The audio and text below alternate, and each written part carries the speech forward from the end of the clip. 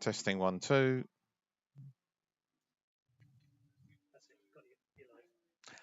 Hello, good evening, everyone, and welcome to round two of season 5 of the Race Club GT3 Championship. We have got for you tonight 2 races from Brands Hatch in the southeast of England. Fantastic track, and we're going to have a talk about that in a moment. But we're just very quickly first going to just tell you where we are with the championship as to who's where. And I'm just going to talk through with you because I'm just bringing it up on my own screen here. In the lead of the championship at the moment is Ben Godden, whose ID on screen will be Chicken Paxo. He had a cracking first round last week at Imola, and then just behind him, Dan Clegg, who races as Donardi F1. He's just behind, just 6 points behind. Next along is a new driver who is, I don't believe with us tonight, Britain the Spit, who did a cracking job, had a couple of solid races.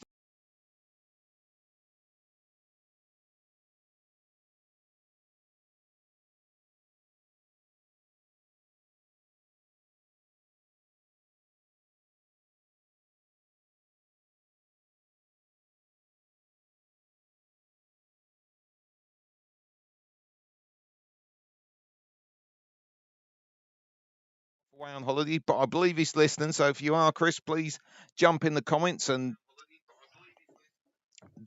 drop into the comments below. Hopefully the sound's working for everybody out there. If there's any problems, please make a comment because we're just trying a few new things tonight. Now, we are at Brands Hatch tonight. Fantastic track in the south east of England in Kent. Let me just put my glasses on so I know what we're doing. It's 2.6 miles round the GP circuit.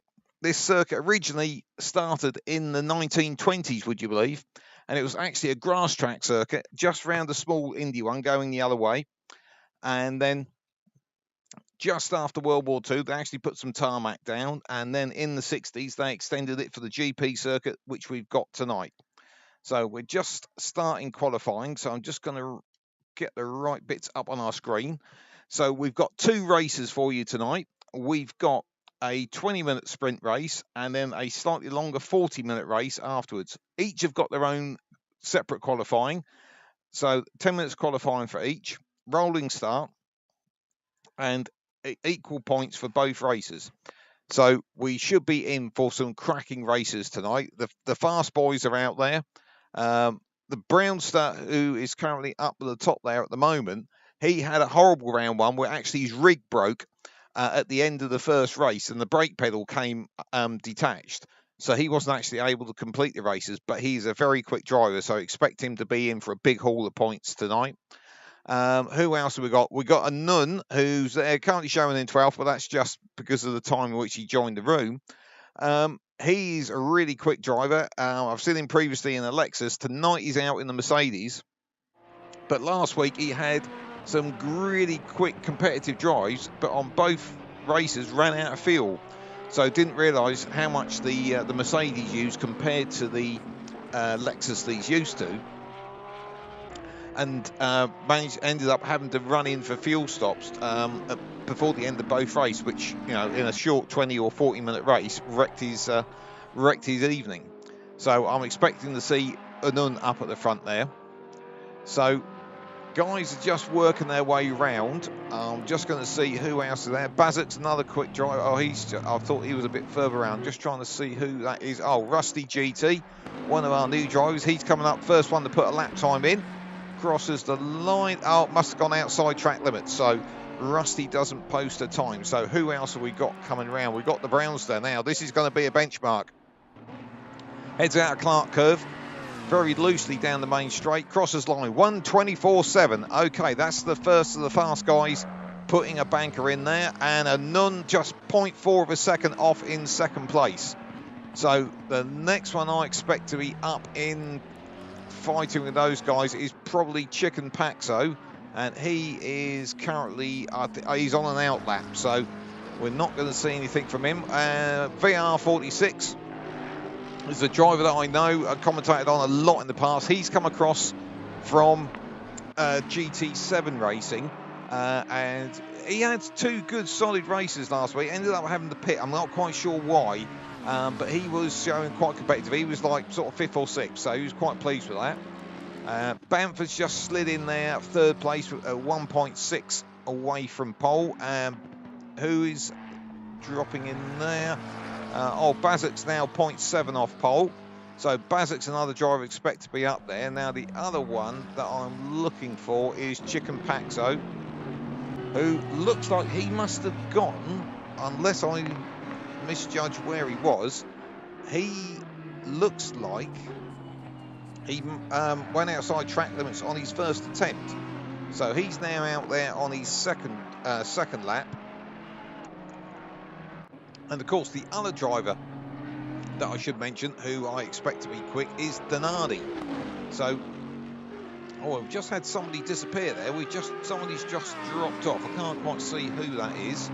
But I'm just looking around. Is that a nun? Yeah, we've lost a nun. Now, I know he did have connection problems in the first race last time, so hopefully he's going to log back in and rejoin us. Otherwise, we're down to 11 drivers. So Chicken Paxo out there. Oh, Donardi, as I predicted. I don't like to say I'm good, but I was on that particular occasion. Donardi puts in a quick time. I did predict it. So, has the Brownster got anything to come back at? He's just 0.132 off Donardi at the moment, and just about to join the party for that fight at the front end is Chicken Paxo. He's coming around the last corner. He's down the main straight, hugging the wall, taking the shortest line there, and he's only 3rd, 0.5 off pole. So that battle for pole does seem to be 4-way at the moment between Donardi, the Brownster, Chicken Paxo and Bazek's. So with just under 4.5 minutes remaining, I would imagine we're going to rumble towards quite a little bun fight. Now, the other thing is, from 5th place down, and I'm sure Randy Flangepants, who earlier in the chat was claiming he was getting consistent, but consistently slower, is actually up there in 5th. Oh, and the Brownster's gone quicker. So the Brownster's snatched pole back off Donardi. He's gone, Brownster's gone almost half a second quicker. So have the other 3 got anything they can come back at him with? But we look like we've got a really competitive battle there from 5th downwards. Look, some very tight times between the drivers there. Now, let's just see who else is out on track putting a lap in. Oh, Donardi's just gone through, so he's not gone any quicker. So he's still 0.3 off pole. So who further down? And Randy Flangepants going even quicker. He's down to 1.5 seconds off pole, just 0.7 behind Bazek. So, and he's just dropped back. Who's knocked him back there? Oh, Banff is just slotted up there. I've just hopped on with Randy Flangepants in his burgundy BMW there. As he, I've just been corrected. It's red, but I'm not quite sure exactly what colour it is, but it's burgundy rouge or something like that. I'm sure is in the Bentley colour catalogue. But the one that came in and dived in there was Banff, who jumped up there. Oh, and they're all starting to jump up. Times are tumbling. Look at that. Chicken Paxo there in the Audi, just 0.015 off the Brownster. He's hopped up in the second, demoted Donardi to the second row. So it's really tight up the front, and not far away is DB Kung and Banff. So look at this. This is really, really competitive. So let's have a look further down. What else have we got going on? Randy Flangepants, unfortunately, has dropped down to 7th. Rusty GT, who was first driver to put a lap in. He's there in the Ferrari. He's at 8th at the moment. We'll drop back to White Snake, who is there in the Porsche. Sorry, that's not a Porsche, that's an Aston Martin. I do apologise. It was picking up on the wrong car. So White Snake in the Aston Martin, he's currently there in 9th. And Marge in 10th, he's there in the McLaren. And finally, actually in the Porsche, which is the one the camera had picked up, is VR46. But in reality, it is so tight from front to back, just 2.3 seconds covers the whole field. And up at the front, 0.08 of a second covers the top 3, incredibly tight. With just 1.5 minutes to go, can anybody pull anything out of the bag? Let's just see who's going to flick up to the line now. There's going to be a little bit of a wait, I think we've got. So let's just see who do we think's going to do anything a bit quicker. I think the top 4 are generally the 4 I would expect to be up there. Bamford's gone for the pits, so he's decided that's all that he's got. Let's hop with Chicken Paxos. He comes through Westfield, down through Dingledale and up towards Sheen. And Sheen is one of the most difficult corners on the track. You have to turn in across that curb there. Oh, and he's being balked by a slower car there, so that's probably wrecked Chicken Paxos that, but he's probably got one more chance to have a go. But yeah, that Sheen curve, you have to turn in before you can actually see the apex. Oh, and Anun is back, and he's up to 7th place. Now, I guess that's a lap that he put in earlier, so that's great to see. So Anun will join us on the grid, so we're back up to 12 drivers. So Chicken Paxo, here he goes. This is his last chance. Donardi's called it a day. He's retired to the pits. We've got just 15 seconds of qualifying left, so as long as they get across the line, they can go for another go. Now, I think the only one that's going to do that is VR46, who's just crossed the line now. So it's really just a case of whoever is going to get down to the finishing line. With DB Kung there, he's finished. He's through in 5th, so he's crossed the line. Who else have we got? I think the other drivers are not on a representative lap. So I think the only ones we've got out there is Bazux, who is just going through Hawthorns up towards in the distance round. There we go, round Westfield in the Bentley, using all the track and a little bit more there. But Bazux has got within 0.2 of pole. So those top 4, literally 0.2 of a second covers the first 4. How tight is that? And it's 2 seconds front to back on the whole grid. So just shows how competitive it's going to be tonight. So the time is out. So here we go. Bazux coming up to the line in the Bentley. Can he do anything? Hugging the wall. Shortest run to the finishing line. And he's got pole. Absolutely fantastic stuff. Right at the death there by Bazux. Snatched it away. Brilliant by just 0.075 of a second. And not only that, Chicken Paxo and Brownster did the same time. But because Brownster did this at the time first, he gets the second position. So those top 3 are covered by 0.075 of a second. Absolutely fantastic stuff. I thought that pole was between Brownster and Chicken Paxo, but Bazux came along, gate crashed the party and snatched pole position away from him. Absolutely brilliant. This builds us up to an absolutely great race, doesn't it?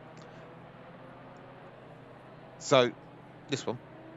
Oh, okay. So just remind you, our first race is a 20-minute race, lights the flag, no commitment anywhere on pit stops or anything like that. So it literally will be lights the flag, just 20 minutes. So it should produce some really good competitive racing, particularly at this circuit. The best overtaking opportunity is out of Surtees up towards Westfield. So a good long straight there. Rest of the circuit, not anywhere obvious that you can get a good overtaking manoeuvre. So I'm just going to hop on with what I want to do in the respect of drivers. I think I'm going to go for an external camera shot for the start and hope we get the right one, because we did this last time and it all went horribly wrong. So I do need to be able to change between cars. So qualifying is up, so we will shortly be going over to the start of the race. As I mentioned before, the circuit 2.6 miles long. Okay, now here we go. We're up and ready. Just 90 seconds till we start on our rolling start lap. I'm going to see if I can. I'm not going to risk changing the camera, because we've done that before and it all gets a bit exciting and we end up not being able to change views. So we're gonna risk sticking with this one for now. Shall we stick with this one? I don't know. Let's have a quick look on YouTube, see if we've got anything going on chat-wise. Oh, at the moment it's all looking a little bit quiet. So please jump in and see what's going on and chat away to us. We'd like a bit of involvement from the crowd, so please do drop in and let us know what you think. If you don't like it, please tell us. I don't mind about that. We just need to know to make sure that there is something going on out there and there is somebody actually watching. So here we go. So just remind you, Bazzock's on pole with that great lap right at the end of qualifying in the Bentley. Then there was the Brownster. Then Chicken Paxo, who's our current championship leader. Denardi in 4th. DB Kung in 5th. Bamp 6th. Anun, who had that great couple of rounds at Imola, but unfortunately ran out of fuel in both. So hopefully this time he's had his Casio calculator out and done a better calculation. And then we've got VR46, who pulled himself out. He was the back of the field for qualifying to start with, so he's done a great job there, pulling himself up to 8th. Randy Flangepants in the Bentley in 9th. Rusty GT in 10th. White Steak in 11th. And Marge in 12th. So I'm going to take a risk that I can actually move around a few drivers. Oh, we have got a bit of live chat going on. Fantastic, guys. So here we go. Stuart Packham doth his cap. Wow, that is the biggest honour. That's like Nicky Lauda taking his red cap off to somebody. So that is incredible. Stuart Packham, an incredibly fast driver in the Bentley that I've lost to on many occasions, has complimented Bazzock's fantastic lap there in qualifying. I think it was great. JL says good luck, guys. Hopefully Ben Godden says there's a problem with the audio, but I think we have fixed it. So my technical man says we fixed it, so if he says yes, I will have to believe him because I can't hear it myself. So great. Please keep the chat up. Who do you think's going to win? Who's your money on? We've got 20 minutes, so it's going to be absolute full bore, lights the flag. So it's a case of, I'm trying to bring up the race chat myself. Yeah, I see at my age, multitasking is a little bit of a challenge. So just bear with me a second. I will give it a bit of a go. Oh, here we go. Oh, actually fantastic. So yeah, please, shout out who you're supporting or who do you think's going to win. It can be an emotional decision or it can be a technical decision. We don't mind. We'd just like to hear from everybody. So from the first rounds, the Chicken Paxo was one of the ones that went away with metalwork in the way of a trophy, and so did Denardi. So those two currently. Oh, Stuart Packham, hang on.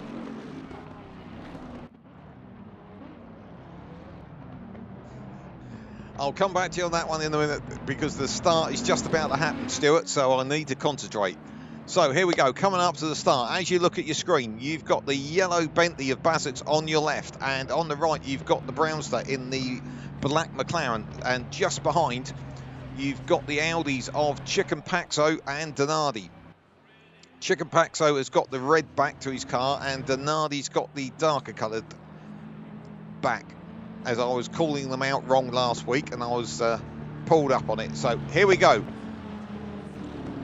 We are going green now, and we're off down towards Paddock Hill Bend, and Bazzock's looking to the inside, but Brownster's trying to sweep round the outside. It's all really tight into the first corner. Looks like Chicken Paxo's got pushed out wide at the first corner as they head up the hill. Where's Chicken Paxo? Oh, he's still there. He's down there in 4th by the look of it. So Bazzock's got away there at the start, held the inside line in the Paddock Hill, and he's got away. So second place Brownster, Chicken Paxo in 3rd, Denardi in 4th. So the two Audis there, are they going to work together? Can they get forward?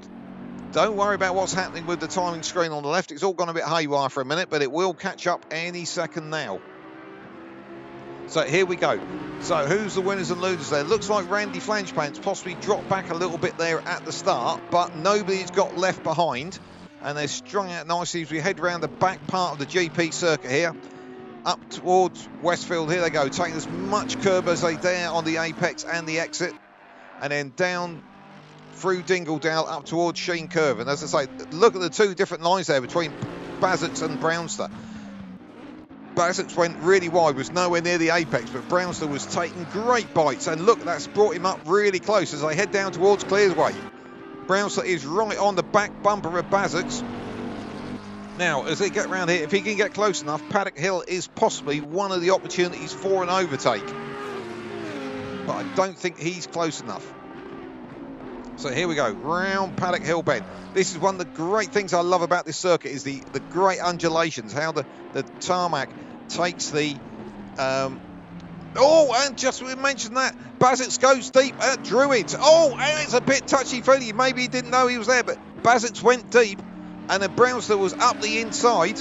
They went down side by side, and now Brownster is all over him. And look at the Surtees, he's trying to go up the inside. It looks like Bassett's a little bit on the back foot, and Donardi's right on Brownster's case. Here they go, off towards Pilgrim's Drop. Here we go. From being the aggressor, Brownster's now playing defensive against Donardi. So he was right on the back bumper there of Bassett's after that little mistake by me. Bassett's went just that bit deep in the Bentley. So here we go, on with Brownster as we head round to Sheen Curve again. Will Bassett's get it a little bit better this time? Yes, he has. They're across the curb. Look at that. Oh, and it very sideways there from Chicken-Paxo. So absolutely pushing the limit already. And these four at the front are clearing off from the rest. So we'll just keep an eye on what's happening a bit further back. Can't see any major changes at the moment. Oh, and Bassett's there slicing out the cones at Clearways. Here we go. Look at these four, nose to tail, as they head down to complete another lap and in towards Paddock Hill Bend. So we will just stick with these for a second, because I'm just trying to see what's happening further back. The danger is I look away, and as we found last week, suddenly it's all busy further up. But look at this, down 5th, 6th and 7th, Banff, DB Kung and Anun. Now Anun we know is a quick driver, but it looks like he's bottled up a little bit here between DB Kung, who's gone wide onto the grassy excellent Graham Hill Bend. And as it go up towards Surtees, Anun's got the inside, and here we yes, and he's got it clear on the exit. Oh, but he's ran wide across the grass now. Oh, and they just touch. The Mercedes of Anun just clipped the blue Ferrari of DB Kung, but they got away with it. Now, as they head up towards Hawthorne, Anun's on the inside. It now looks like he's got the move done, but again, he's wide on the exit, but he's got away with it. So, Anun is past DB Kung, and he's on his way now after Banff. So, just whizzing back up to the front. It looks like Brownster and Bassett are pulling away a little bit from Donardi and Chicken-Paxo, but it looks like Brownster was giving Bassett a little bit of a hard time there. He does seem to be getting just a little bit closer. Okay, through Paddock Hill, I don't think he can do anything here, but these top four are definitely pulling away. They're nearly 3 seconds clear of Banff. Oh, and have a look, here we go. Brownster's going for the inside at Druids. Oh, and they touch, and he spun. Oh, Brownster's hung. Oh, no, Donardi's taken the opportunity, and so's Chicken-Paxo trying to nip through as well. Brownster did the right thing. He'd caused Bassett to spin, so he waited for him to get going again. I think he actually gave him a little bit of a helpful nudge to straighten up there. So they're all off and away again, but that has closed up Banff and Anun in 5th and 6th. So these lot need to get their head down, because you can see them in the background. Look at it, look how close all these are, and we're already 3 laps in. So let's have a look. I don't know where to look for the next bit of action. As you can see, there's 8 cars there, all in one shot. Absolutely amazing racing here tonight. So we've just gone over quarter race distance, so we've got 15 minutes to go.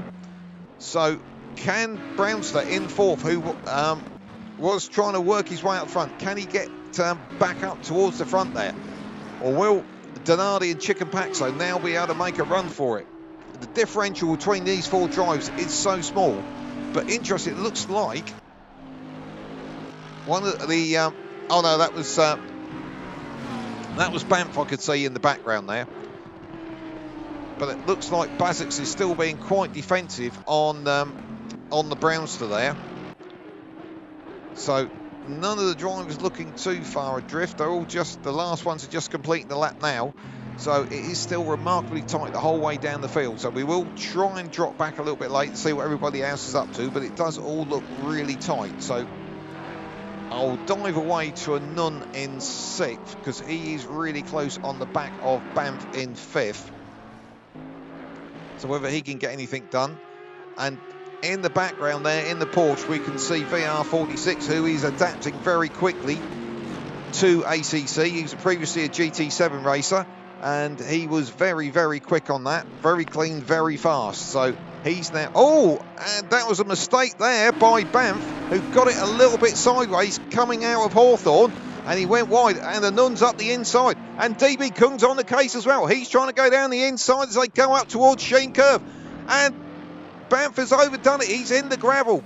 So DB Kung is through. VR46 is up as well. So really expensive mistake there by Banff. He was desperately trying to keep those guys at bay, but he just got out on the dirty part of the circuit and went across the gravel on the exit there of Sheen.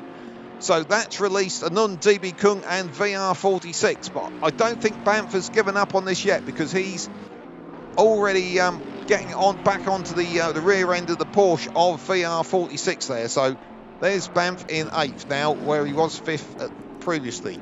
So just looking what's happening towards the front. Oh, look a bit wide there. That's Donardi with the blue back to his car and Chicken-Paxo with the red back.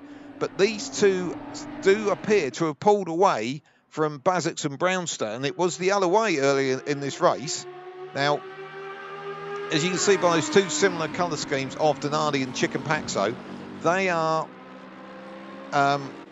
teammates. So I'd be very surprised if they actually do anything too aggressive to each other. But out of the two at the moment, Chicken-Paxo is looking probably the racier of the two. But with this Brands Hatch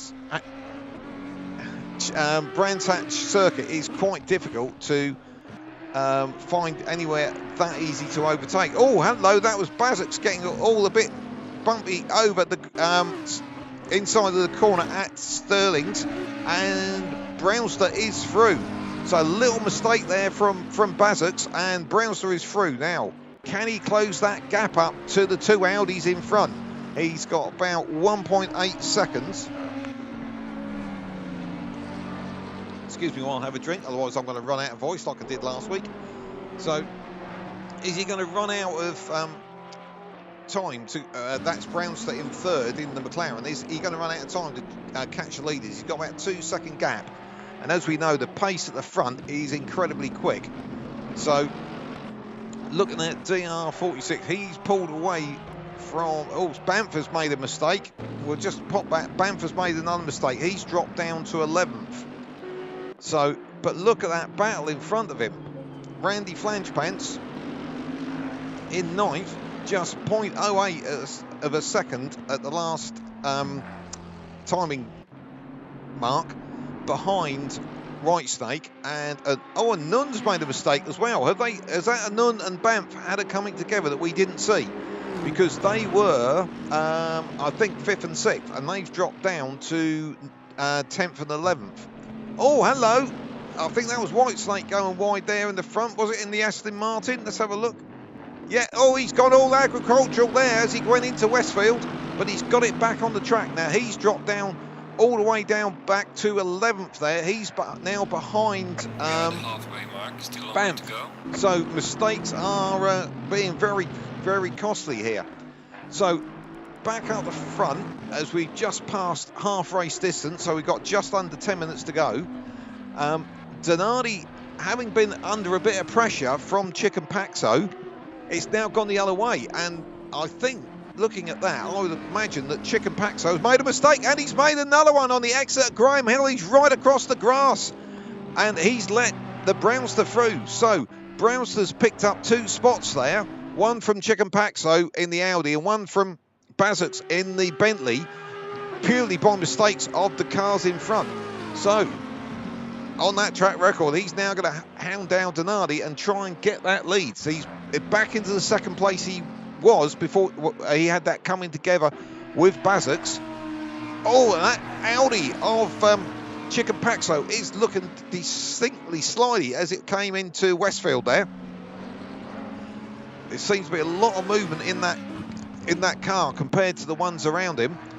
But we'll just bravely move away from this battle for a second, because there does seem to be a little bit of action further down with Randy Flangepants in 8th, Anund in 9th and Banff in 10th. Now, Randy Flangepants took a monster bite. Oh! Let's have a look. Banff and Anund side by side. And Banff got the high ground from that. There was a little bit of a mistake there from Anund, and Banff was through. So that's Banff up to 8th, and then, sorry, Banff up to 9th and Anund down to 10th. But Randy Flangepants earlier in the track took a big chunk out of the curb round the back of the circuit, so I'm wondering if he got a track limits warning there, so he doesn't want that hovering over him. And we had quite a few of those at Imola last week, which is quite an easy circuit in certain places to pick up a track limits warning, so is one thing they need to be careful of. But back with the top 4 now. It does seem to be settling out a little bit, but Brownster is definitely moving away from Chicken Paxo in 3rd in the Audi there, and he's definitely moving forward up towards that Donati F1 Audi. So just while this is boiling up, we'll just move back slightly until the cameraman gets his act together. We've got DB Kung here in the blue Ferrari on the back of the Porsche 911, the VR46. So, and he's looking quite racy at the moment. We'll try and keep an eye on the leaders. I'm trying to keep an eye on about 8 different places here at the moment. But we'll just stick with this battle for a second as they head down towards Paddock Hill Bend. It looks like DB Kung has got a good exit from Clearways. Is he going to dive out as they go into Paddock Hill? Or is he can't go the long way round, surely. No. Oh, he's going for a wide entry. I reckon he's going for a good run into Druids at the top of the hill. He's trying to do a James Hunt, but no, he can't pull it off. So we'll just move back. It looks like Anund and Banff have just changed spaces again. And Randy Flangepants still hanging on to that 8th there. And I think he's going to be well chuffed with that. He's going defensive as they go into Druids. I think he got a little bit of a healthy acceleration boost, shall we call it, from Anund in 9th. But he's still keeping it pointing the right way. But Anund going a bit wide there on the exit of Graham Hill as they head up towards Surtees. Now, as I mentioned, this was one of the areas where, oh, look at this. Anund's got alongside Randy Flangepants as they head over Pilgrim's Drop, down towards Hawthorns. Randy Flangepants still hanging on to the inside there, so he's got the high ground with the inside, but it looks like he might have gone wide there. He's gone across the grass, and he's let Banff through as well. So unfortunately, Randy Flangepants, that means he's dropped down to 10th. So let's just move forward, see what's happening with these two guys. That is VR46 in the red and green Porsche, and the blue Ferrari belongs to DB Kung. These two have been racing together tightly for a few laps. We're coming up to 3/4 race distance, so we've got just over 5 minutes to go. Now the battle towards the front, 3rd and 4th seems to have settled down, with Bazix in 3rd in the Bentley and Chicken Paxo in 4th now. I think he may have dropped a spot, so I think Bazix may have got by him. But the battle for the lead is starting to come for the Boyle. Oh no, it isn't! Just as the commentator's curse has struck again, the Brownster's off now. I hope that isn't a repeat of his problems with his rig that he had last week, where he actually broke the brake pedal off. So that was the commentator's curse, 100% there. Sorry, Brownster, I do apologise. I was just building it up to a grand finale finish, and you lobbed it into the gravel. So we'll just hop back when the cameraman catches up to the battle for 5th and 6th, which is the one which I think now is probably going to be our closest one towards the finish. Now that Brownster's spoilt my big finale, we'll keep an eye on these two. So it's VR46 in the red and green Porsche, and the blue Ferrari belongs to DB Kung. So here they go, round to complete another lap. DB Kung, I don't think he's close enough to try anything into Paddock Hill Bend. So here we go, just having a quick look on YouTube. We've got a good evening, race fans, from Dave Cannon, one of our regular viewers. Silverstone Sim Racing says that second place McLaren is looking feisty. Yeah, I said that as well, and look what happened. Oh, look at this, DB Kung, is he going to have a go into Graham Hill bend? No, he can't quite get there. He's just so close. He's only got 3.5 minutes to do something now. So I think this is going to be a battle subject to mistakes that's going to run to the end. And just going back, Stuart Packham's comment I couldn't get to before the start of this race is the fact that Bazert, who's currently running in third, it was actually his setup that he had put together for that Bentley, which apparently Stuart Packham has used himself, and he said he's absolutely fantastic. So Bazert should be nicknamed the Engineer. But I've got enough IDs to deal with without giving people nicknames as well. So I'll leave that one to Stuart. So it looks like DB Kung has dropped a little bit away from VR46. So we'll hop back when the cameraman catches up to Banff and Anun, who have been fairly tight with each other all evening. Excuse me, I'll take a sip of water. Otherwise we are going to run out of voice again. So we're down to just 2.5 minutes to go. So for these guys now, it's probably 2 laps left. Maybe the leaders might get, or it might be 3, depends when the leaders get across the line. So we'll keep an eye on that one, because that could make some positions give a better opportunity. So these two seem to have settled down again, so we'll nip back to DB Kung and VR46. And VR46 does seem to have just got that Porsche working for him, and he's just pulling away a little bit. He's 0.8 of a second now. So he's just gapping him, and he's only got to keep this together for another couple of laps, and he's got a really good 5th position there, which I think he'll be pleased with. So let's just see what's happening further back with. So Brownster, after that mistake through the gravel there, has dropped back a little bit into the clutches of Bazert there in third in the blue and yellow Bentley. But he's only got, as they come up, let's have a look, as they come across the line. Oh, I think it's going to be tight. I think we're going to get another 2 laps.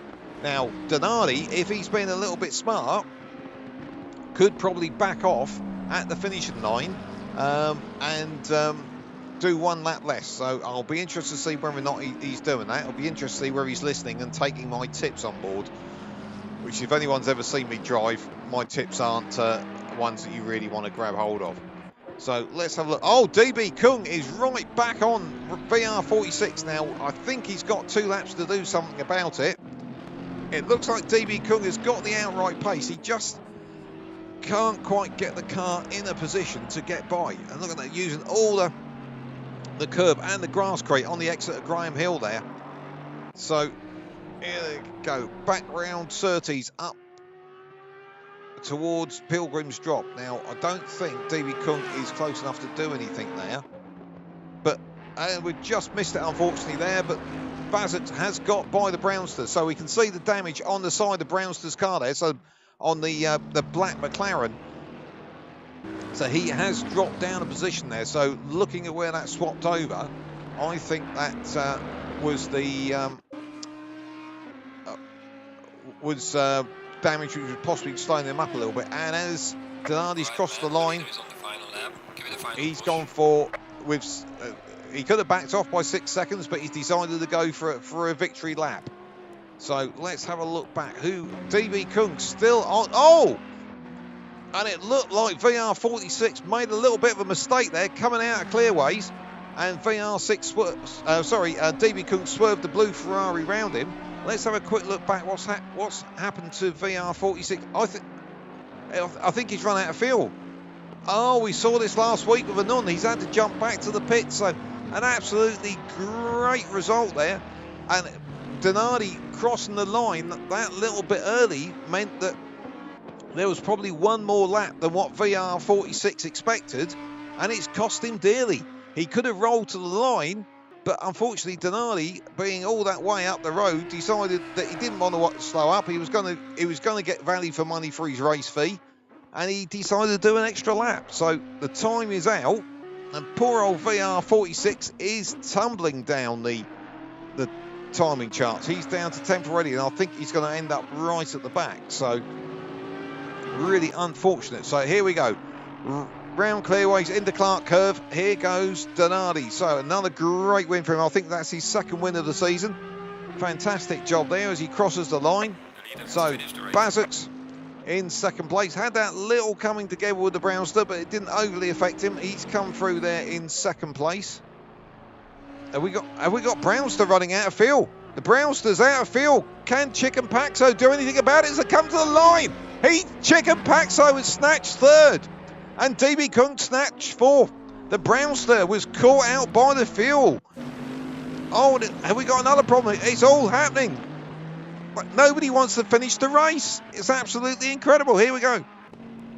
I think Banff has just come across the line with a Nun. So Nun was sixth.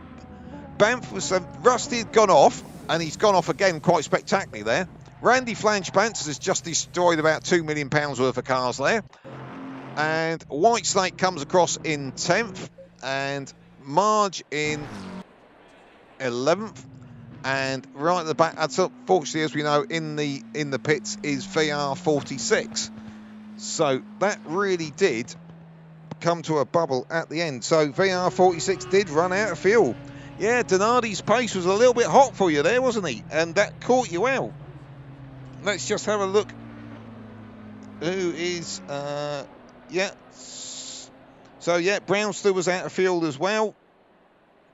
Yeah, VR46 was out of field. So, yeah, that was the field. Yeah, again. Now, I always tend to err on the side of caution when it comes to feel. My engineer's always sort of calculating it to the finest tweak, but I always allow for maybe just one extra lap for that reason. Now, obviously, I am carrying that weight around, but yeah, it could be a bit of a costly error there for those two guys. Luckily, from Brownster's point of view, he did get to the line, but from VR46's point of view, he was a lap short of field. So that's going to be really costly for him.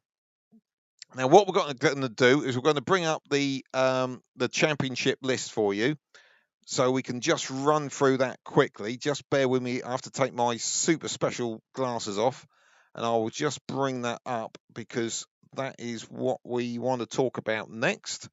Because with season 5 is a nice global setup. Here we go. I've just got it for you. So we did Imola last week. Brands obviously this week. We're off to Monza in Italy next week. That's again another 2040 race, but the other way around. The longer race will be first.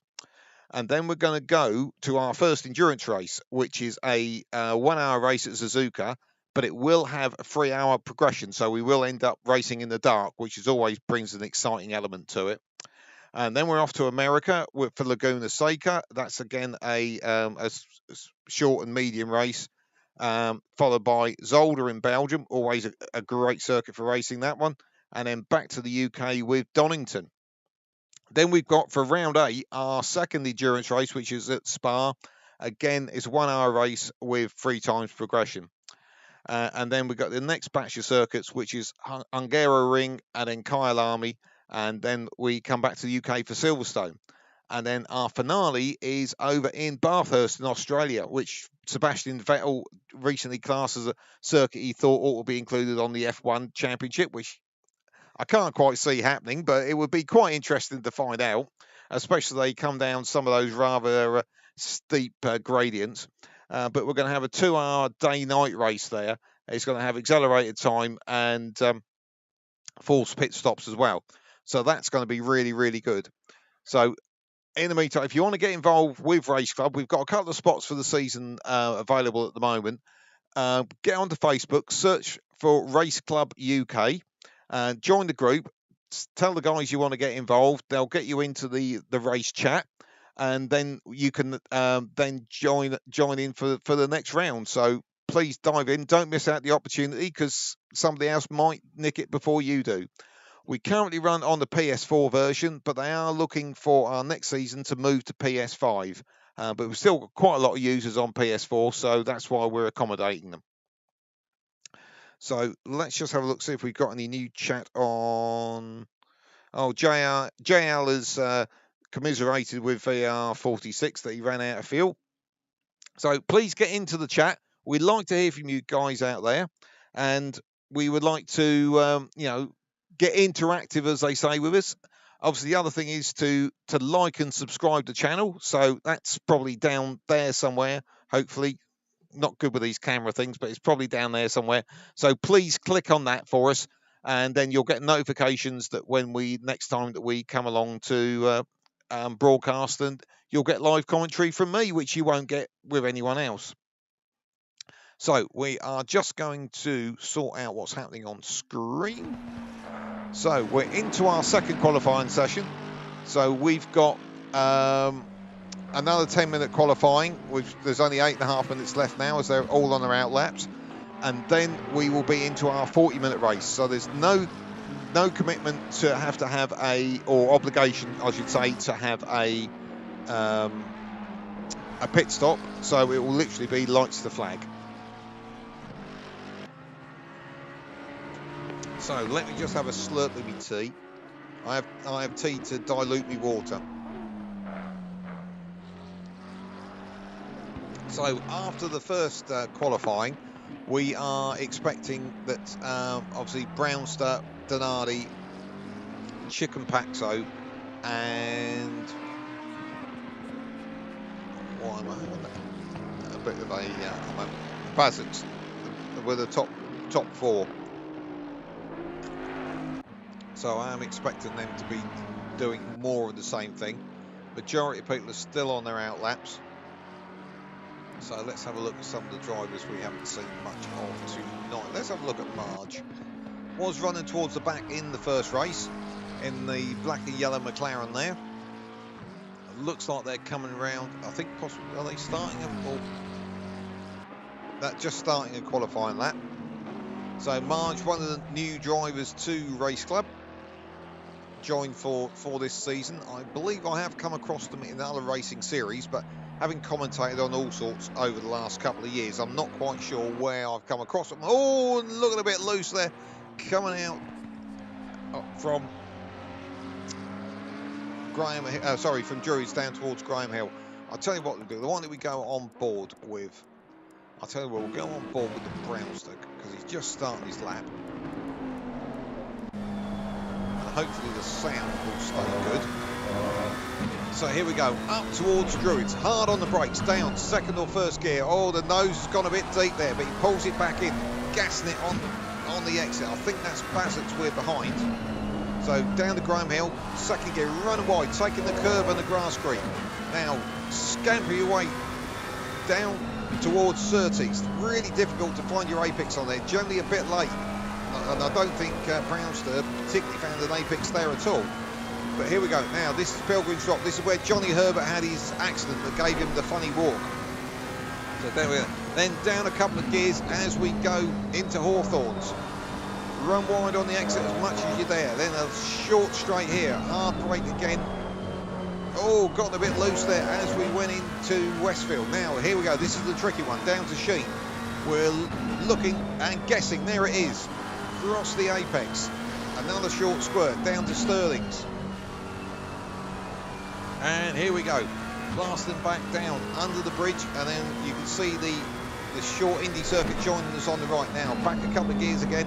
And round this last corner, which is Clearways, which runs into Clark. It's all one curve. Running a bit wide the exit. Time's gone red in the corner, so he hasn't managed to post a time yet. So that won't count as an official time, I believe, because it went red. Oh, and we've gone wide there as well. So Brownster's not having it all his own way here at the moment. So let's go external. We'll go for a helicam, so we'll get another view of this circuit. So, oh, we're getting... Well, Stuart Packham has jumped in on YouTube. I reckon there was a 23-second coming here for qualifying, which I wouldn't be at all surprised. I think we were down to 24-1 the first time round, so you know, they've had one qualifying session of the race to get their eye in. I think we're not going to be far off at all. So we've got just 4 minutes remaining. So here we are, out around the back of the circuit. Here we go, that's Westfield. And as they drop down through Dingle Down, now this is, say, the tricky one. Sheen, you can't see the apex as you turn in. You just have to go in with blind faith. And it's so easy to miss it, run wide, and then be on the gravel on the exit. Before you know it, you're nosing the barrier on the inside of the track. So here we go, back towards, oh, we're getting a yellow flag there. Don't know what that was for, but... And as we come around out of Clearways into Clark and down, I was going to call it a straight, but it isn't really. So I'm going to go back to our original screen because we want to see what the times are. So here we go. So Brownster's now put a time in. He's 0.3 off pole. But Donardi is currently pole at the moment, 1:24.1.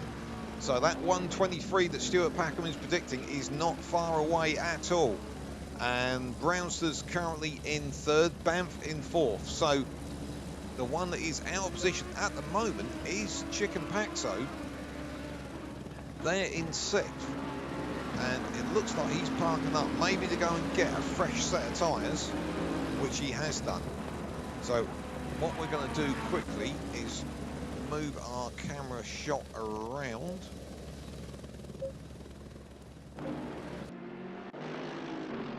Get our cameras correct, because we have got it all holding on now. But DB Kung has gate crashed the gang of four up at the front. He's currently got there in third in the Ferrari. Cracking time there. He's in the 1:24.3s. So maybe this is going to be a five-way battle for pole. Absolutely fantastic stuff. So the one that I say that's out of position at the moment for me is Chicken Paxo. He's down there in sixth. He's just been back to the pits, I believe, for a fresh set of tyres. But he's still got to get out, and he's only really going to have one shot at getting the pole, or even getting onto the front three rows at the moment, because he's down there in seventh, and it's so tight. He's just 1 second off pole at the moment, and he is all the way down in seventh place, and we've just dropped under 2 minutes to go. So let's go and find Chicken Paxo, because he's out around the back of the circuit. So he's not on a qualifying lap at the moment, because this, I believe, is just an out lap. I will double check in a moment. Marge has not had the best of qualifyings yet. 3.4 seconds. It was closer in the first session. But look at the rest of them. Down to Randy Flangepants is just 1.6 seconds off pole, and to VR46 just 1 second between pole to cover the top 8 drivers. Just shows how fantastically close this race club season is. So White Snake's in the pits, hasn't posted a lap. So here we go. This is Chicken Paxo's one and only chance with just a minute to go, and it looks like in front he's got Marge has pulled over, so let him through. But that compromised, I think. It wasn't an intentional mistake by Marge, but it just, when you pass a car like that, you can get slightly distracted, and it looked like Chicken Paxo didn't have the best line round the hairpin there. So here we go, down to Surtees, hard on the brakes, down a couple of gears, trying to find that apex, which is so difficult to pick out. And then here we go, absolutely floor to the boards. So DB Kung is up there in third, just 0.05 off pole. It is really, really tight up the front. And we've got just 25 seconds of qualifying left.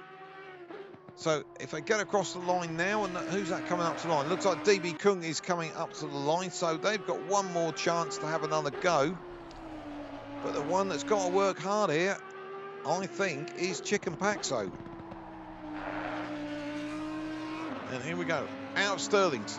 One more corner to go, under the bridge, and then down one, maybe 2 gears, round Clearways, and then into Clark Curve, and then it's just absolutely foot to the floor, probably keeping close to the wall to give the shortest possible line, because you don't care. And it's pole! Absolutely fantastic stuff. His back was against the wall, but Chicken Paxo has pulled it out of absolutely nowhere. And as Stuart Packham predicted, we're in the 1:23s with a 1:23.973. Stuart Packham, you need to come and pick the mic up because you obviously know a lot more about what's going to happen than I do. But look at that. DB Kung has been demoted by the Brownster to 5th. But look at that. The top 5 covered by less than quarter of a second. Absolutely fantastic stuff. So, DB Kung has possibly got a chance of improving. Here we go. Time is up, but if he can still cross the line because he was on a lap when the time ran out. So here we go, up towards the finishing line, flat to the metal. Can he do anything? No. Yes, he did. Yes, he did. The reason I couldn't see him in 5th is because he's gone pole. Where did that come from? With a 1:23.946, it wasn't just 1:23 Stuart Packham, it was 2 for the price of 1. Absolutely amazing stuff. I couldn't see where DB Kung had gone in the timing order. He'd gone to the top. I did him a misjustice there. I wasn't looking that high up. 1:23. Stuart Packham, what do you think of that one? So here we go. So there's your rundown for the grid for the second race. It's DB Kung in that last gasp pole from Chicken Paxo in 2nd, Donardi 3rd, Bazix 4th, Brownster in 5th, Anun in 6th, Banff in 7th, VR46 up there in 8th, Randy Flangepants 9th qualifying now. I think he'll be chuffed for that. Rusty GT in 10th, margin 11th, and White Snake, who for some reason didn't put a pole time in. I didn't put a qualifying time in. He is he's going to start in 12th. So I'm just looking at the driver's chat to see if there's anything that I can give you a little bit of a... No, nothing that we didn't really know already. So Marge is having a bit of a complaint about the car. It says it's a bit like dancing on ice. But I'm sure he will get there. So we'll jump away from that one. Let's have a look. Stuart Packham says, great quality from everyone. Well done. Yeah, it is. Look at that. Just look how tight it is. The top 8, 0.9 of a second. Absolutely incredibly tight. So that bodes well for this second race, which will be for 40 minutes.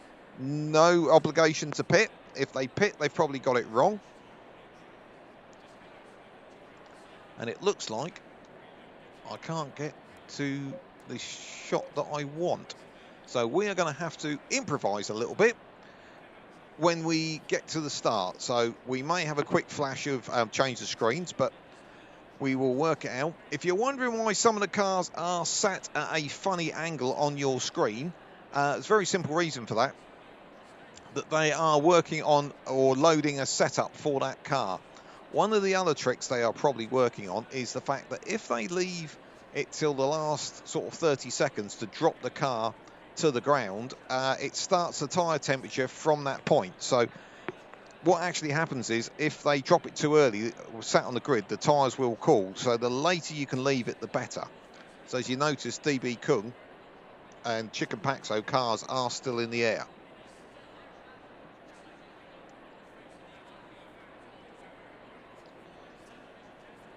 So as long as DB Kung remembers to put his car down, otherwise, oh, there we go. Yeah, 20 seconds. They're all dropped. The Chicken Paxo popped his back up again, and it'll pop back down again any second. You have to do within 10 seconds, or it won't work. It'll be starting from the pit lane.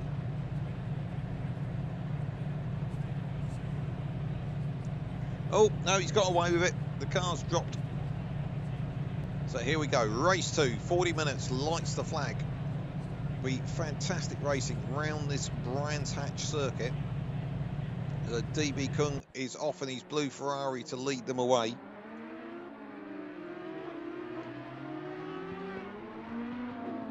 So I do love how this circuit follows the natural geography of the area. I've visited this place myself many times for various kinds of racing. One of my funniest memories is that gravel trap you can see in the background.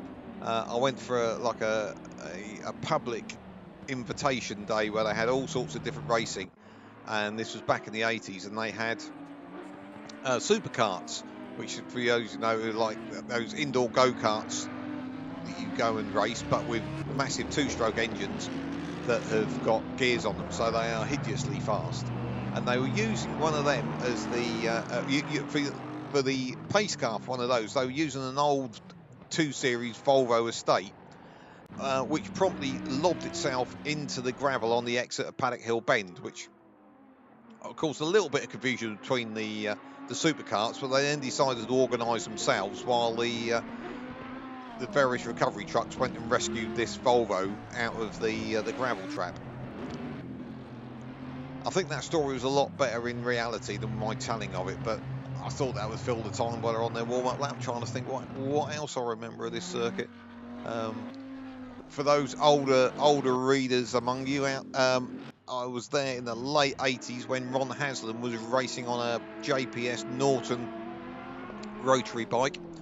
For the younger viewers, I'm sure you're going to have to look that one up, but that was a thing. And he and for those of you who follow World Superbikes and British Superbikes, Leon Haslam was the son of Ron Haslam, who was in the equivalent of the MotoGP back in the day. Rode an Alf MotoGP bike, which actually ran without forks. It had like a hub-centered steering system, which they pursued for a number of years to average levels of success.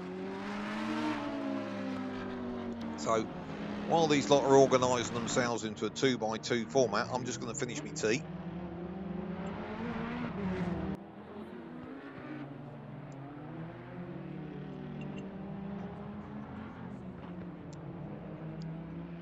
As I said, I may need to do some frantic resetting of the view depending on what happens at the first corner. So here we go. So side by side, they have to keep under 70 miles an hour, otherwise they'll get a drive-through penalty, which one of the competitors did last time round. So on the inside is DB Kung in the blue Ferrari. On the outside, looking quite racy already, is Chickapaczo. Here we go, and we are green, and we're off. Here we go. And it looks like Chickapaczo's got the run into the first corner in front of DB Kung. Great move there, swept round the outside of Paddock Hill Bend. Slotting into third is Donati, and who's in the fourth? Fourth, it's Bazets, and Brownster's there in fifth. Oh, and that looked like, who was that? VR46 was nipping up the inside there, possibly of the Brownster. But DB Kung looking quite racy on the back of Chickapaczo there. Up the inside as they head towards Surtees. Has he got it done? He has. He's gone a little bit deep, but he's got away with it. And that looked like VR46 in the background was going a little bit wide there. So he's dropping down the order. But here we go. We'll stay with the leaders. Chickapaczo looking to the outside of DB Kung's Ferrari as they go into Hawthorns. He's never going to get round the outside of there. And he's got... Chickapaczo's got Donati's teammate right behind him, so he shouldn't feel any much of a threat at the moment. So here we go, DB Kung, after, I wouldn't say a steady race, but a competitive race first time round, but he wasn't there right at the front. Has obviously got his eye in as the evening has gone on, and he's now leading as they come around to complete lap one.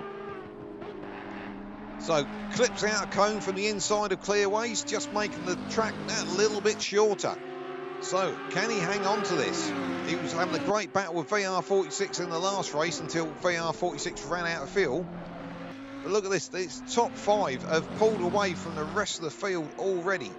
So I'm just going to take a brave pill and hope nobody... That's fantastic. If anyone had done a bit of action just as I was trying to change screens, it's always a bit disappointing. Oh, we've got two drivers in the pits. It looks like Randy Flangepants and Marge may have had a coming together. And we have lost somebody as well.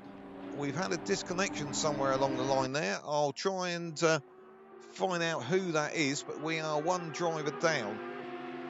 But still, this leading pack are remarkably close. So here we go. DB Kung hanging on to that lead. Closely pursued by Chickapaczo. Donati falling away a little bit there.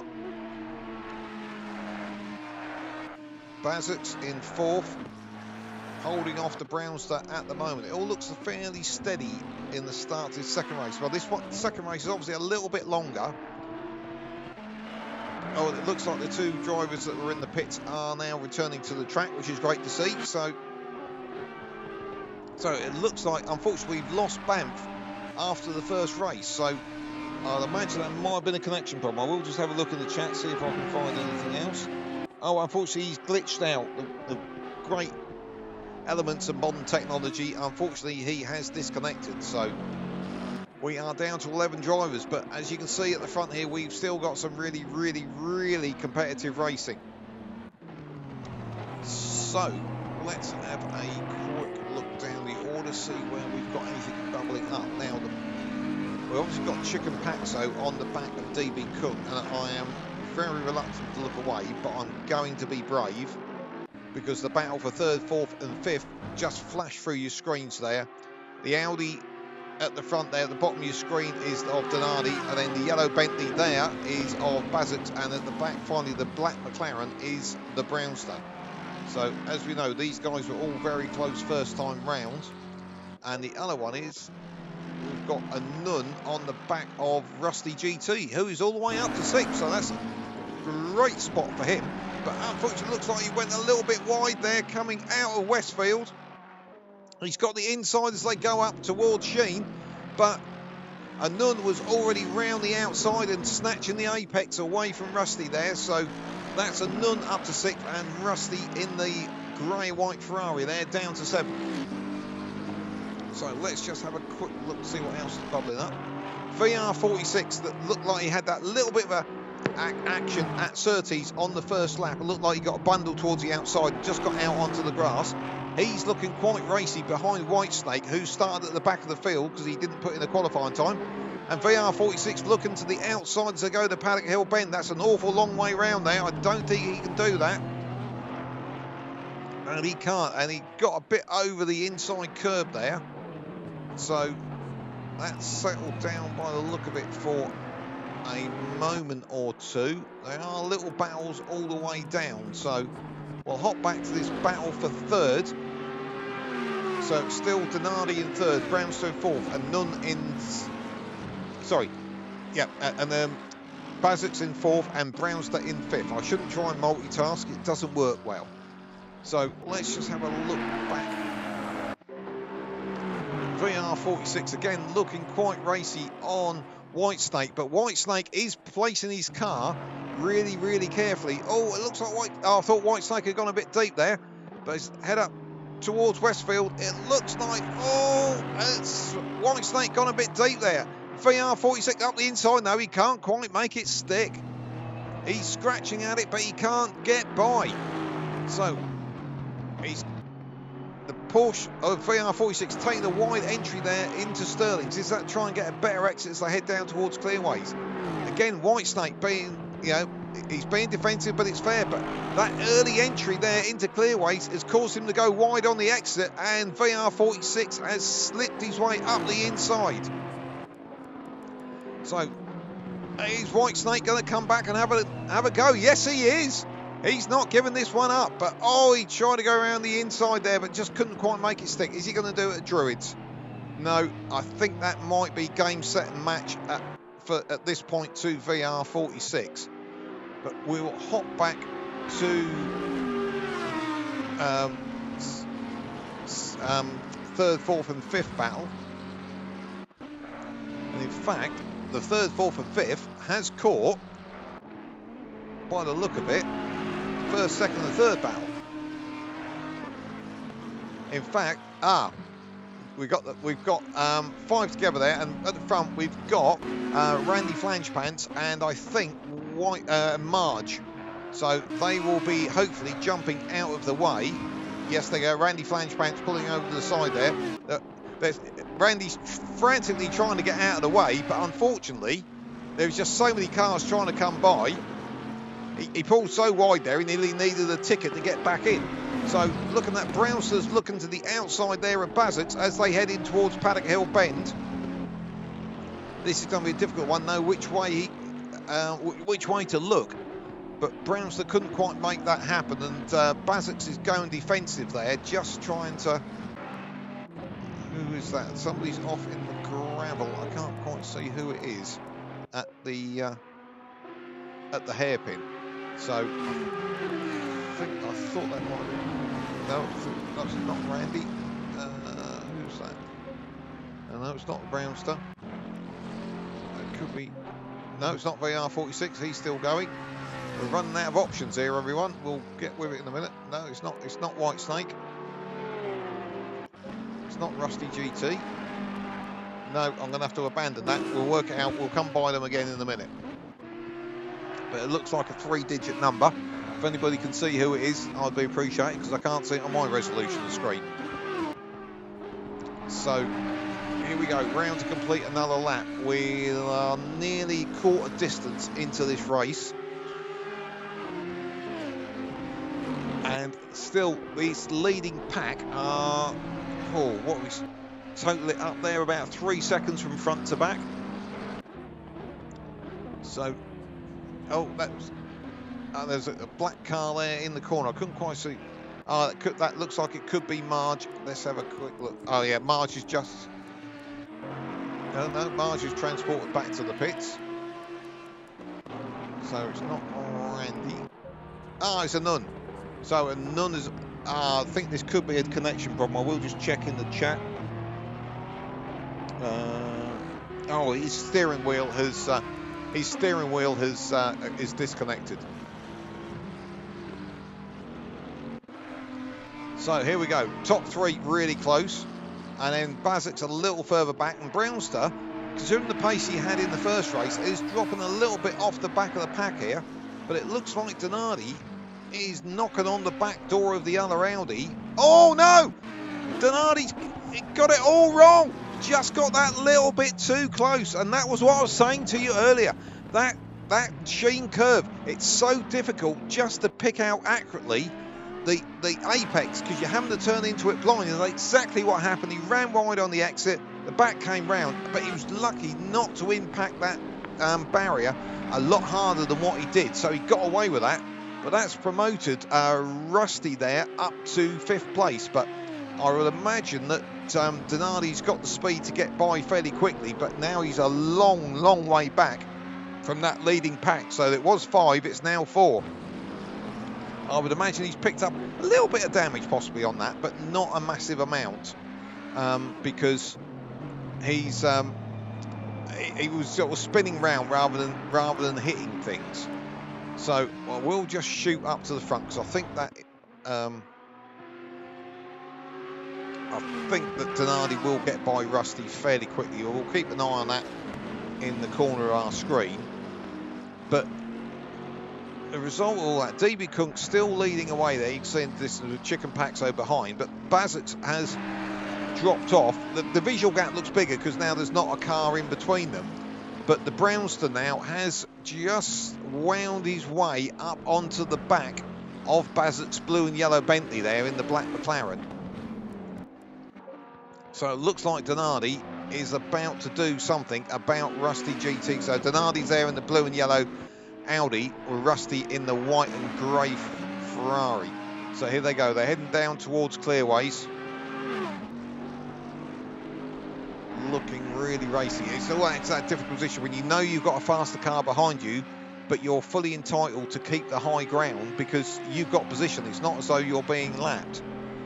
So that one may have settled down. So let's hop back to Brownster in 4th on the back of Bazek's. Through Graham Hill they go, heading down past South Bank, around the back of the pit, and I'm just thinking, where will Brownster have a go here? Because down here it is a possible overtake, but you've just got to be right on the back bumper of the car in front as you go round Surtees, because you just need to be able to get alongside before you get to Hawthorne, because you can't really do it on the brakes. It's not a hard braking corner. It's down to sort of 4th for some people, 3rd for others. Oh, hello, there's a bit of dirt there in front. Have we got somebody off, or has somebody just gone a little bit wide? I think that may have been Chicken Paxo, because he was right on the back of DB Kung for the lead just now, and he has dropped back a little bit, so that sheen curve is catching them out.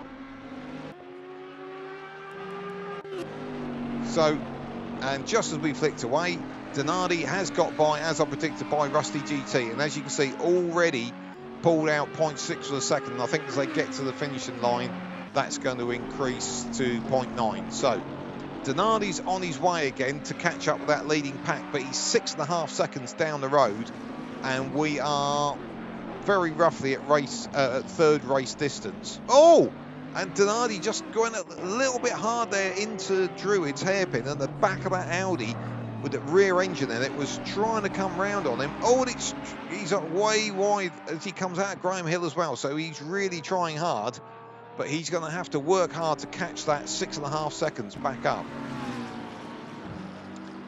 So let's have a look. We are starting to settle out a bit, which is the proverbial commentator's nightmare. With 26 minutes to go, so let's just have a look, see what's going to bubble up as we are moving on. So oh, DB Kung's made a mistake.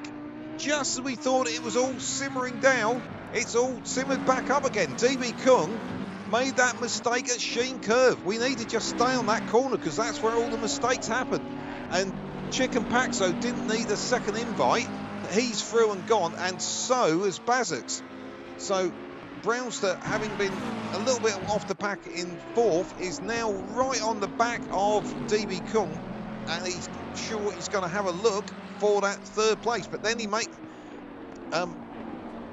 Brownster then makes a mistake as they go through the exit of Paddock Hill Bend, has now dropped back a bit.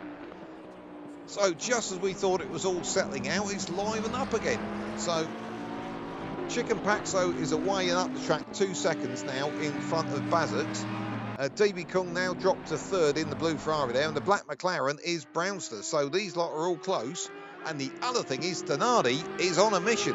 He was 6.5 seconds behind a couple of laps ago. He's now only 5.2 seconds behind. And it looks like Bazix is...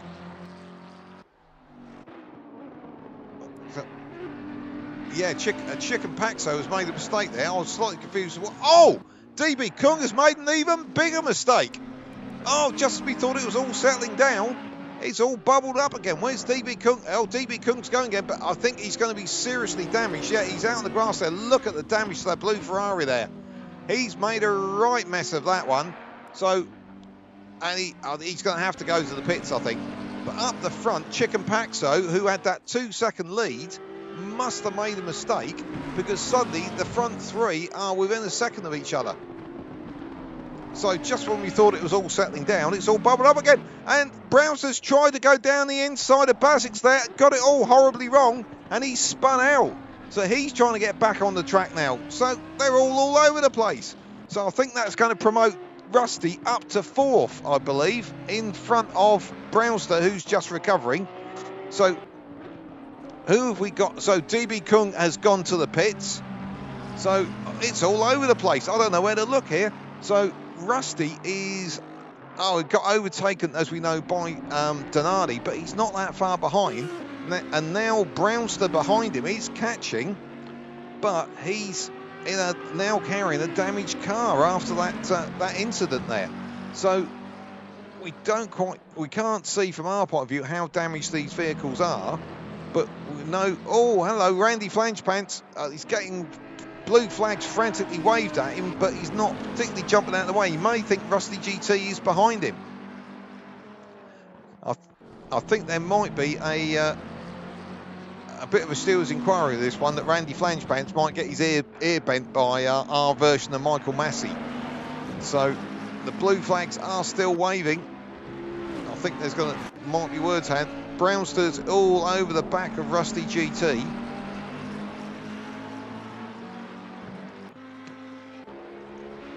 So here we go, another lap completed up towards Paddock Hill Bend. Oh, I'm sure Randy must be able to see these in his rear view mirror. Oh, here we go, Rusty's going for the inside. Oh no, Randy's going defensive again. These are guys fighting for position, Randy. You need to pull over. This is an IndyCar where they don't bother with the blue flag rule. So maybe he can get him as they exit. Oh, Brownster looking a bit racy there. Yep, Another blue flag. Oh dear. If it was Sebastian Vettel or someone similar behind him, he would be getting quite animated on the radio, which I imagine Rusty is possibly getting a little bit animated there. So who's where now? So Whitesnake, who started. Oh, and that's Randy going wide there onto the grass on the exit of Westfield, and he has let those two guys through. Oh, and then Rusty's gone across the grass, and then, oh no, Brownster's gone round again. Oh, no, it's like that record, you spin me round, and he's still spinning round. And that's VR46 going through for fifth. Oh, he's returned to the pits. He must have too much damage. So look at this. From having to battle 5 people for the lead, we've now realistically got 4. Chicken Paxo is pulling away now from Bazix. When he made that mistake earlier and Bazix caught him up. There's Bazix on screen now, number 19. He was being hassled a bit by Bazix for the lead, but now Chicken Paxo's got his head down again. And then Donardi, who had that little adventure earlier on as well, he's just 3.5 seconds behind Bazix. And Brownster is currently showing as 7th, so I'd imagine he's doing repairs. Marge has returned to the pits, so it's a little bit of a race of attrition here tonight. So let's have a look. Who else have we got that's likely to close up with each other, or have I got 20 minutes of trying to frantically fill? Let's have a look on the chat on YouTube. Yeah, Roll, who's Anun, is just in the chat there saying that his steering wheel disconnected. So I hope you're still with us, Anun, and see who is going to win tonight. At the moment, the money seems to be on Chicken Paxo up there. Halfway through, not over yet. In the Audi as he crosses the line just halfway into the race. So we've got just 20 minutes remaining. Oh, and he's looking, the back end of that Audi still looking really slidey, as it has done all evening. So we're in the situation where obviously we're now into new ground for these drivers compared to the first race, because the first race, 20 minutes, they could use the tyres as hard as they want, but this time round obviously they've got to make them last a little bit longer. So is tyre wear going to be a little bit of a factor here? And the other thing we saw last week at Imola was the fuel. Was that obviously a couple of people made a mistake in the first race and ran out of fuel, because the race went for 1 lap longer than they expected because the pace was so hot, and that caught them out tremendously. So possibly we could have the same thing happen again. Oh, and that Audi again looking really, really slidey there. So let's just hope he keeps it under control. Otherwise, if that's in the hedge, Bazix will be there to pick the bits up. But the one that is catching is Donardi down there in the other Audi of that team, the blue and yellow one. He's just 3 seconds back from Bazix now. Having made that mistake earlier and being about 6.5 seconds up the track, he is winding in Bazix for possibly a Paxo Donardi 1-2. So Brownster's still in the pits at the moment. It looks like he might not be rejoining. So we are down to 8 runners and riders. So let's just have a look if we've got anything developing. I'm just trying to see who that is down at the bottom of the screen. DB Kung come back out after that incident. He's on the back there of VR46, but he's 1 lap behind. Let's just have a look. See, Donardi is still in 3rd. Sorry, I thought I saw something happening there. But it looks like Marge has retired to the pits, and so I think has the Brownster, because he's not reappeared on track. That's not going to do his championship ambitions a lot of good there, really, because first time round he had connection problems with his brake pedal to his rig, and that meant that he had to sit out, or he retired from the first race and had to sit out the second one. But obviously they do drop rounds here, but that does put the pressure on him to do a lot better in the rounds later on in the season. And we do have 12 rounds, so there's a reasonable chance you can pull things back together, but obviously it limits your areas where you can make mistakes and maybe be taken out by somebody or damage your car in a race. So you can't afford to have those situations once you've gone that far in. So as we're getting into this sort of heading towards almost the final third of this race, Bazux is just slowly catching Chicken Paxo. So this could be a little bit of element of tyre wear starting to come into play.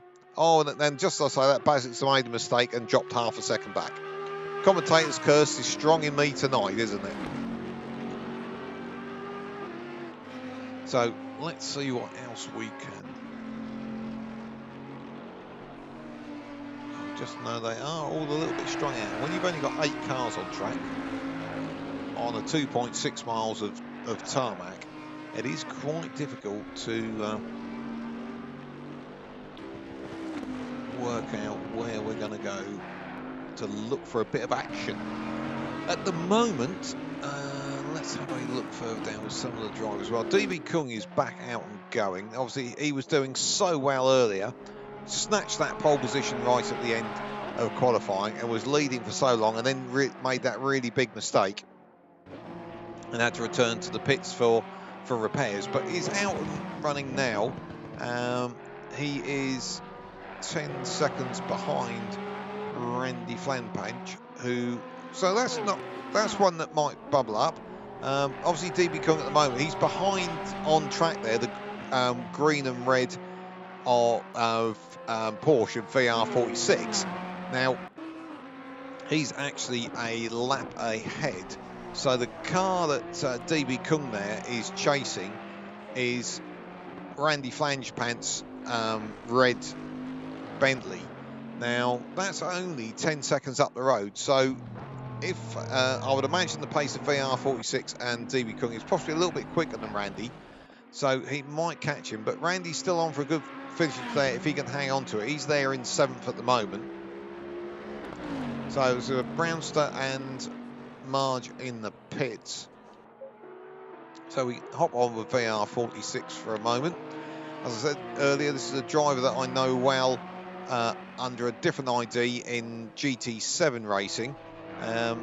Very competitive driver in that. Has decided to come across and try his hand at ACC.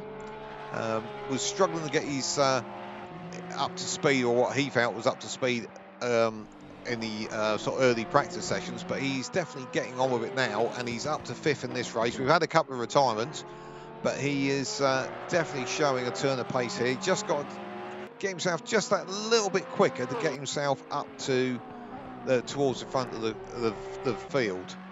Now the driver here, Rusty GT, in his white and grey Ferrari, he's done a sterling job tonight. He's kept his nose clean. He has did get overtaken there by Donati, who made that mistake and fallen back. But he's kept his nose clean, kept it on the track, and he's got there with a cracking 4th place. So he's a new driver to RaceClub. So I'm sure he's going to be chuffed with that as a result. And he will be looking to repeat that as the season goes on. Now I think we have just dropped over a genuine 13 minutes, a third of a race to go, if my rough splitting of 40 minutes into 3 is right. We'll jump back up to the front because Bazux has got that gap to Chicken Paxo down to 1.1 seconds. So this one, I do believe, is going to bubble up as we head into this last 12.5 minutes of the race. So he's got the gap under a second. If we were in Formula 1, it would be DRS, but it isn't Formula 1, so they just have to get past on their own merit. Oh, and look at that, Chicken Paxo really deep into Druids there. And Bazux in the Bentley took a much neater line. Bazux there flashing the Bentley's headlights, trying to distract Chicken Paxo in front of him, but I think it's going to take a lot more than that to put Chicken Paxo off. But Chicken Paxo will have seen that time creeping down and down as the race has gone on. So it looks like he's got looks like he's just got that little bit better pace at at this moment in time. So just looking to see if we've got any more chat on the commentary, but we haven't on the YouTube. So please do get involved. Who do you think's going to win this battle out of Chicken Paxo and Bazzox? It'd be great to hear your input on that one. So here we go. Out Sterling as they head down to complete another lap. Bazzox just creeping up on the back of that Audi in front of him. I think about 2 or 3 laps time, with probably 6 or 7 minutes to go, this is where this one is going to get ultra tight.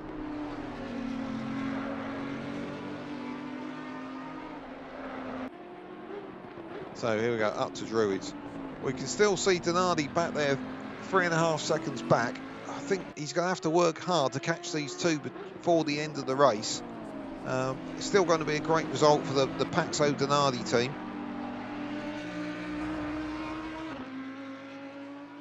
So here we go, round 30s, up to the longest straight on this circuit. When there was talk around about the year 2000-ish about converting this back to Formula 1 usage, this was going to become, this section here was going to become the start-finish straight with the pits alongside. But again, I think that was merely one of Bernie Ecclestone's great negotiating toys to try and get more money out of Silverstone. And quite who won that battle, I don't know, but obviously Brands Hatch remained as it was. And if you remember, 10 years later, we had the same farcical situation with Donington, which was dug up because it was going to be converted, and then the rather ambitious group that claimed they were going to do it ran out of money, like they often do with these race circuits. There's great promise that these circuits are going to get built, and they never do. A bit like the one in Wales. Anyway, moving back to what's happening on screen, rather than my ramblings about failed circuits. Well, another failed circuit, Rockingham. What fantastic facility. I went there back in the early 2000s.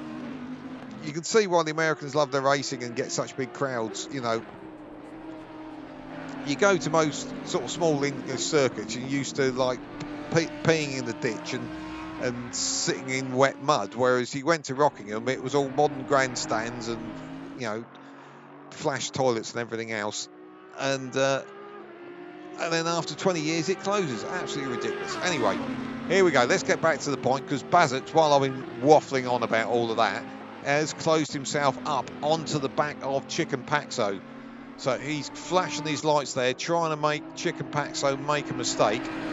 And as we know from earlier on, the back end of that Audi, the red and green Audi you can see on screen there, really didn't seem to be as stuck to the track as the Bentley, and the Bentley being front engine rear drive hasn't got quite that massive weight in the back as a pendulum. So I'm going to be a bit brave. We're going to try and change shots, and hopefully we won't make a complete mess of it, but I can't put any guarantee on that one. Here we go. We have got a great shot. Look at this.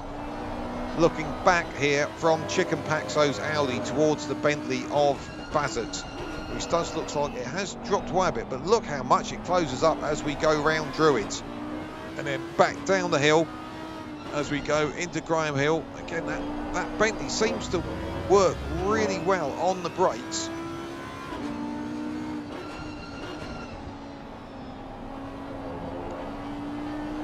Here we go, out of Surtees, using all the track and the grasscrete and possibly a bit of grass as well. So Bazzox flashing those headlights again, but I think Chicken Paxo, who we ride on board with, he's above that kind of antagonism. But obviously we're getting into the last 7.5 minutes of the race. Tyre wear is almost to its maximum, so is that going to be the deciding factor? Will it cause one of these two guys to make a mistake? So we'll just go on to a changeable shot, which we want to do before we make a complete mess of the coverage. So here we go, round to complete another lap. Again, that Audi of Chicken Paxo's doesn't look particularly stuck. Now, here we go. one that I mentioned earlier, DB Kung making his way back forward, is catching up with Randy Flangepants in 7th. Now, Randy, as we know, was making himself a little bit of a roadblock earlier on when he wasn't letting the lap traffic by. So let's see how well he can do holding up someone who's actually on the same lap. So this will put DB Kung up to 7th if he can get by that red Bentley of Randy Flangepants. And here we come down the main straight. They're looking side by side. Can the blue Ferrari DB Kung go sweeping round the outside? No, it can't. Oh, he's gone horribly sideways there. He's on the grass. And he's done all that hard work and he's going to have to do it all over again. So let's see how quick he can catch up in clear air.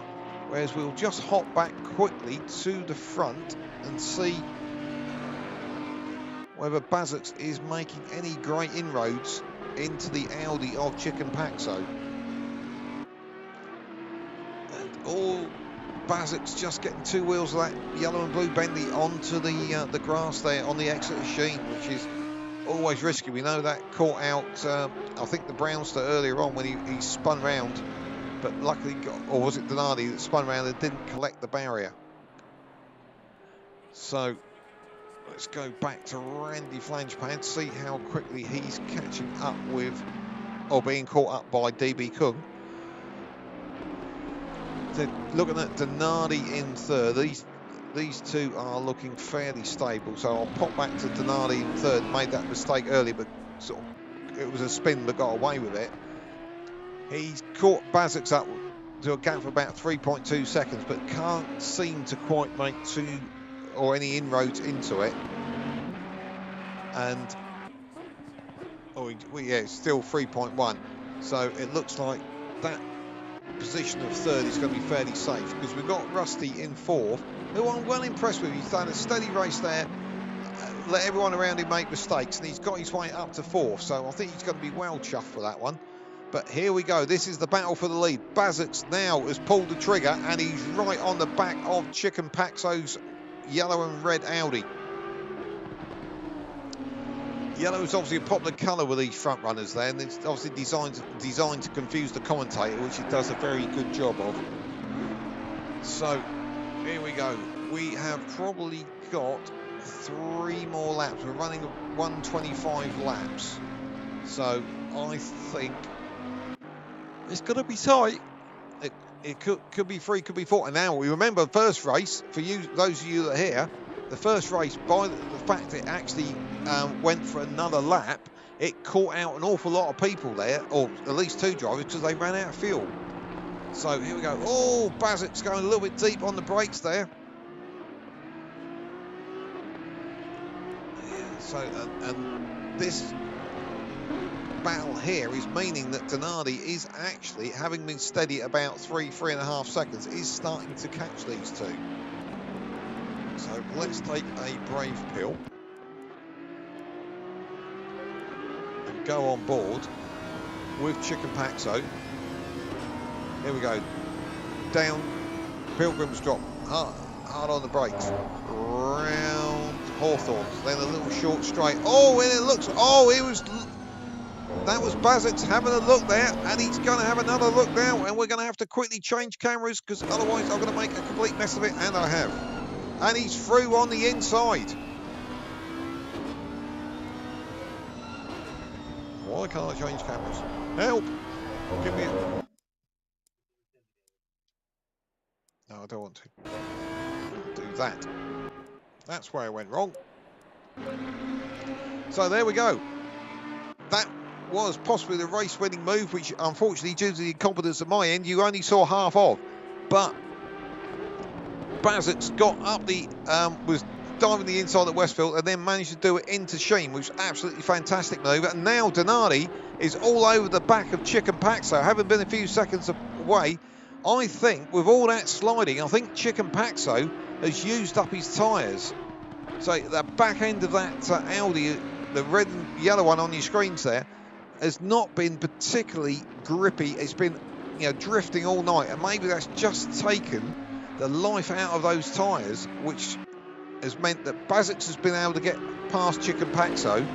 So we dropped down to just 2 minutes to go. So we're going to have, I think, 2 more laps. Now, is there going to be any race orders here? Is it a Donardi is quicker than you moment for Chicken Paxo here? I don't know. I'm sure they don't want to take each other off. They are a long way up the road from Rusty GTs, but I'm sure they don't want to end up in the hedge. So, or will they work together as a pair, trying to get themselves back up on the rear of Bazix? And it looks like maybe they are. Or could Chicken Paxo release Donardi to go after Bazix for the win? Don't know. Here we go. We're going to come to the line with 1 lap to go, and these guys are just roughly a second across all of them. Now Chicken Paxo's returning that favour of flashing headlights. Oh, and he's drifty again. Chicken Paxo, that Audi really is loose. And oh no! Oh dear! It's all going to end in tears. That was Chicken Paxo trying to go down the inside of Bazix. Got it. I've got to be honest, I think a little bit wrong, and then spun Bazix round. So he's now done the right thing to wait and let Bazix go in front of him. But unfortunately, the big for Bazix, the big winner in there has been Donardi, who has slipped through and snatched the win. So they've done the correct things there. Now, I'm not one to cause controversy. However, was that a strategic move? Because the Audi drivers were second and third before that incident. Now they're first and third. I don't know. Maybe that's one to discuss later. But Chicken Paxo has done what he should do. He stopped and waited for the driver that he'd compromised. So he's done the right thing there. But obviously the result of all that is the fact that Donardi there now is heading towards Clearways and Clark Curve, and the time has run out. So this is it. This is the end of the race as Donardi crosses the line. Checker flag waves. So, and then Bazix comes through in second. Chicken Paxo in third after that little contretemps there at Druids. Rusty GT. Oh, I'd say if I had to hand out a driver of the day, I think Rusty GT's going to get it, because I think from his position on the grid, that is a cracking drive.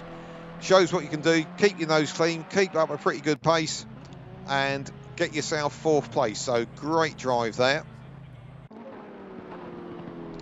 Now, next one across the line will be DB Kung, that blue Ferrari, but he's obviously a little way back. Now, the other one is in the burgundy and green 911 there, is VR46 coming through in fifth, which I think is his best result. And he also did the correct thing of filling the field to the end. And then in the white, or mainly white, Aston Martin is Whitesnake, who I think actually started from the pit lane. So to get up to sixth, I think is quite a result there. And then Randy Flangepants and DB Kung had actually got to the finish line because they had been lapped. Okay, that's it. So we've had an absolutely fantastic pair of races there tonight. We thought the second one was going a little bit quiet, and then it was all fender bender right on the last lap there.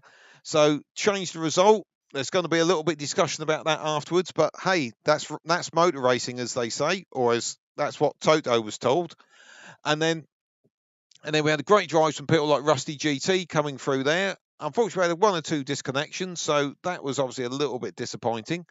But hope you've enjoyed tonight, and we are going to be back again same time next week for round 3, which will be coming to you from Monza. So until then, please stay safe, guys.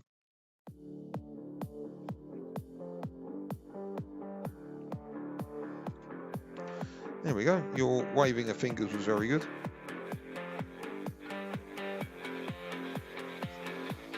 '88 Mercedes, seriously, as far as I can tell, you crashed into absolutely everyone. And